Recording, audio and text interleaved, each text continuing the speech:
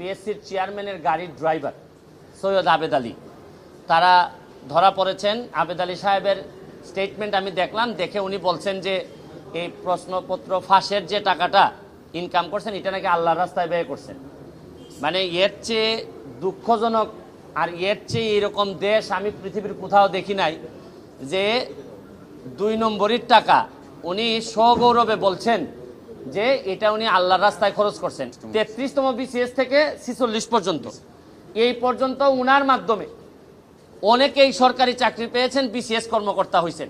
তাইলে উনি যেহেতু ধরা পড়েছেন, তাইলে এখন যারা তদন্ত করতেছেন তাদের মেইন কাজ হবে এই প্রশ্নপত্র ফাঁসের মধ্য দিয়া এই চোর যারা, এই চোরগুলা যারা প্রশাসনের বিভিন্ন জায়গায় বিসিএস কর্মকর্তা বা বিভিন্ন হিসাবে বসে আছে, তাদেরকে ত্বরিত তাদের নাম সবার সামনে নিয়ে আসতে হবে এবং এদের বিরুদ্ধে ব্যবস্থা গ্রহণ করতে হবে।